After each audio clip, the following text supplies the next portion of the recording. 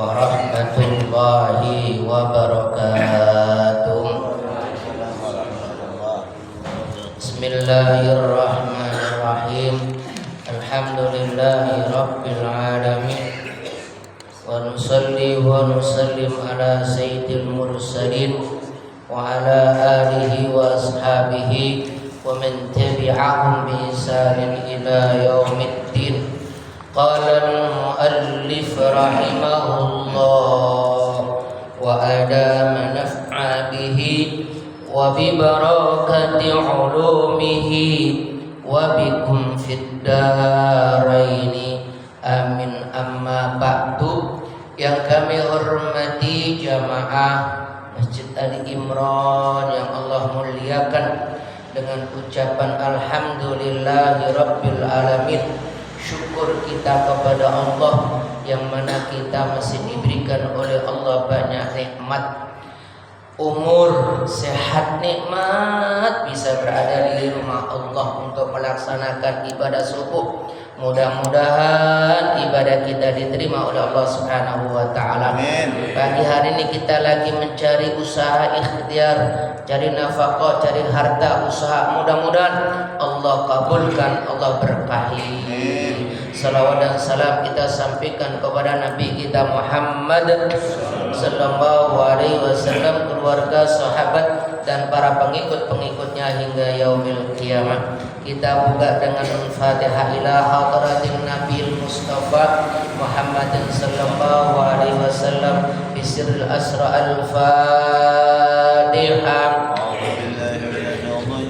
Bismillahirrahmanirrahim. Alhamdulillahi rabbil alamin. Maliki yaumiddin. Iyyaka na'budu wa iyyaka nasta'in. Ihdinas siratal mustaqim. Siratal ladzina an'amta 'alaihim ghairil maghdubi 'alaihim waladdallin.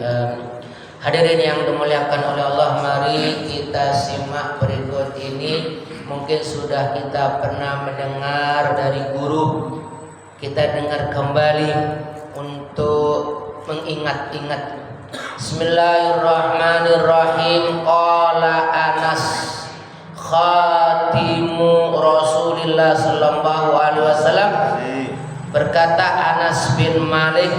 Anas bin Malik ini pernah menjadi orang dekatnya, pembantunya Rasulullah sallallahu alaihi wasallam. Tentu banyak ilmu yang dia dapatkan daripada Nabi, daripada Anas bin Malik.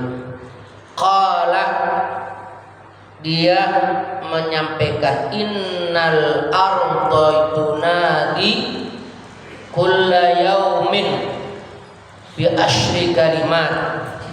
Ketahuilah dan sesungguhnya bumi tiap hari ngingetin, ya, saben hari ngingetin bi asyri kalimatin, dengan 10 kalimat. Ya, ini yang jadi ingatan, ngingetin, manggil-manggil, ya.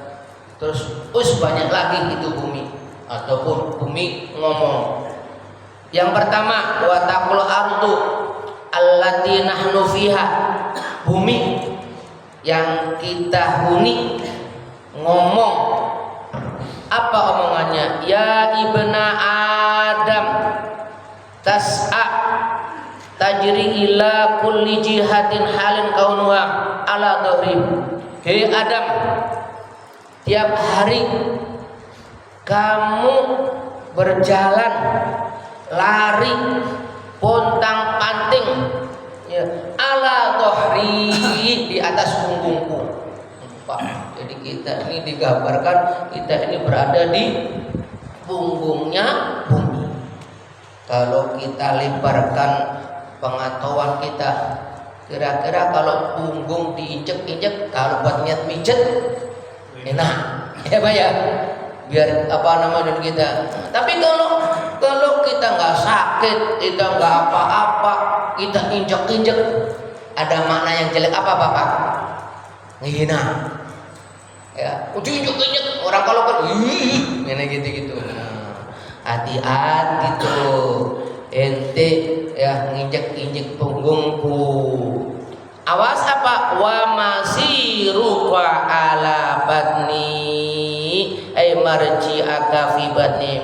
Ente injek-injek kepung, ingat ente bahasanya ya, kamu bakalan ke aku, balik ke aku. Sedikit Pak ya yang nggak ada bumi ya, kemana? Ke laut ya Pak ya. Kalau di awang-awang nggak ada ya Pak ya.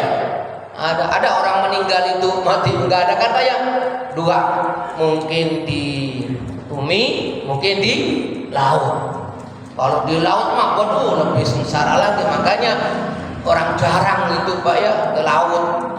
Ada makanya konon kalau orang ke laut seringkali hampir banyak matinya di laut. Ya karena tiap harinya di laut ya. Nah kalau di laut berarti apa Pak? Udara asin, apalagi disantap dengan binatang-binatang yang begitu. Kalau sekali caplok kayak Nabi siapa itu? Yang dimakan Nabi Yunus. Nah, kalau dimakannya kecil-kecil itu, tapi itu tidak begitu banyak. Kebanyakan ke bumi. Hati-hati itu. Namanya bumi. Ya, kita nggak tahu alamnya seperti apa. Bumi, lihat loh, kalau dilewatin mobil tronton gimana tuh Pak? Bener gak Pak ya? Dilewatin oleh kendaraan besar. Artinya kalau kita kembali ke satu sisi, waduh, kita yang kayak punya. Padahal belum kiamat. Kan dikuburin di tempat jauh lewatnya. Iya memang jauh. Ya, memang jauh tapi terasa itu. Hati-hati. Artinya bagaimana? Ente jangan santai-santai di atas bumiku. Entar kalau sudah masuk ke aku, ya gak bisa berbuat apa-apa. Kalau di atas bumi, ya kita barangkali sakit teriak kepada orang tua. Kena gitu Pak ya. Kalau kita kurang ini kurang itu, teriak kepada orang tua ataupun istri ataupun kepada anak bisa. Nah kalau sudah kembali ke sono, teriak kepada siapa? Gak bisa. Andaikan dia teriak gak didengar.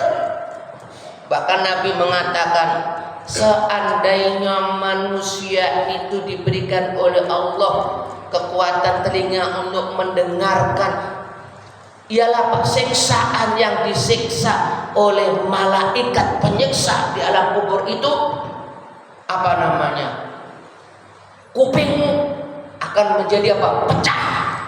Kupingmu bakalan apa? Gak bisa dengar. Saking apa? Dahsyatnya teriakan kamu. Masya Allah. Masya Allah. Dia begitu. Dulu pernah saya ngikut ya, memakamkan ke karet.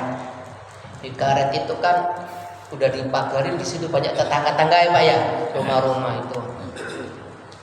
Dia cerita, Pak, saben waktu ya terdengar bom, karena sudah terbiasa kayak bom begitu itu. Apalagi Pak, kalau ada jenazah baru, luar biasa. Maknanya apa di situ? Itulah Pak, siksaan yang luar biasa yang diberikan kepadanya. Itulah Pak. Tuh kayak begitu itu Pak. Memang kelihatan. Terus gimana di bumi kan rapat itu dikubur lagi. Ya kan ada selah. Gimana malaikat menyiksa itu? Gimana palunya umpamanya Pak ya? Gimana? Apakah bisa bergerak? Jangan ditanya. Kalau mau mukul kan begini Pak ya? Ada gerakan begini Pak ya? Belum tuh. Masih ada keadaan yang kepingin bom begini nih. Terus semacam-macam. Pernah dengar kan guru gini lagi disengat oleh kalajengking, ya apa namanya? Sujatul Aqra namanya. Kan kalau jengking nanti gimana itu kan berenang. Jangan ditanya, itu bukan alam kita. Kita nggak tahu seperti itu. Memang kelihatannya mepet begitu itu tuh, masya Allah. Ketika disengat, ketika oleh kalajengking, ketika oleh malaikat, itu tadi bilang umpamanya kuping mendengar. Ini kata hadis dari Rasulullah SAW tuh, kuping bakalan pecah. Ya, Bapak yang dimuliakan oleh Allah, benar apa enggak? Itu orang-orang Palestina itu banyak orang yang budek, orang dengar. Kenapa? Wah, kemarin aja itu ketika menjelang ulang tahun ABRI ya Pak ya, pesawat, ya Allah, bang, rasa kuping kita gimana Bapak? Luar biasa, kita tutup, memang kelihatan begitu itu kalau agak jauh, kalau dekat itu langsung bang itu berapa hari aja sudah kayak bagaimana di sana tuh. Nah, maksud saya adalah di dunia kayak begitu mempekakkan kuping, gimana yang di sana? Tentu ini barang gaib, kita harus percaya. Maksud saya lagi Pak, ayo kita jangan santai-santai, kita jangan enak-enak, ayo kita beribadah, ayo kita banyak-banyak berzikir kepada Allah Subhanahu wa Ta'ala, sehingga kita itu Bapak ketika kembali ke bumi tadi kita dalam keadaan yang nyaman, makanya saya mengingatkan kembali Bapak-bapak, orang meninggal itu kan yang dibawakan 3 atau berapa ya? Amal soleh, ya Pak ya. Lagi Pak, anak jariah, anak yang soleh, amal jariah. Kalau 3 itu umpamanya sebenarnya bukan 3 banyak itu enggak ada. Aduh, kayak begitu. Ya. Juga saya juga belum nanya lagi, Pak, gimana kalau ada tiap hari? Kalau ada nggak ada yang kuburan begitu, ya. Jadi tenang masyarakat di situ itu, masya Allah. Satu, Pak ya. Yang kedua, watafrahu, ya, maaf, watabki fi batni. Engkau juga bakalan apa? Nangis. Sejadi-jadinya nangis, yaitu tadi karena apa? Kembali. Kemudian maaf, watadhaku ala dobri. Yang kedua, engkau tawa-tawa di atas punggungmu. Entah ketawa berbuat maksiat. Ada nggak orang berbuat maksiat ketawa Bapak? Banyak Pak ya, bisa ngerjain temannya lagi kelimpungan, musuh gitu, kan gitu Pak ya. Kadang-kadang kita seneng ngerjain orang, sehingga ada orang sakit, sehingga orang hakimnya begini, bahkan sampai dia itu sampai nangis, kita ketawa, kan dosa Pak. Ataupun apa, ngambil barangnya dia, kita ambil, kan dosa itu Bapak. Awas, ketika kamu kembali kepada watabqi fi batni, engkau bakalan nangis sejadi-jadinya di dalam perut. Wallahu a'lam nangisnya seperti apa dalam kuburnya, gak ada keterangan. Mungkin kita bisa membayangkan ataupun apa begitu Bapak. Seseorang kalau nangis gak ngeluarin air mata, itu apa Bapak? Sakit banget gak Pak ya? Air mata sudah habis, tapi apa? Kesedihan di dalam hati kita belum hilang. Biasanya kalau orang nangis gitu lepas gitu Pak ya. Tapi ini nangis masih terasa nangis, tapi nggak keluar air mata. Rasanya kayak gimana? Itu di dunia, gimana nanti di alam kubur? Ya, nangisnya gak bisa diukur. Dalam kitab ini pernah saya terangkan, seseorang yang bisa menangis ingisnya karena dosa, nangis ingat terhadap maksiat, kemudian apa? Turunlah air mata. Keterangan yang benar adalah nanti Bapak setiap tetesan air mata itu Bapak nanti di akhir akan menjadi mutiara yang hampir kita semuanya seneng ya melihat aja. Kalau ada mutiara kita perhatikan Pak, gini seneng, nanti di akhirat Pak lebih seperti ada.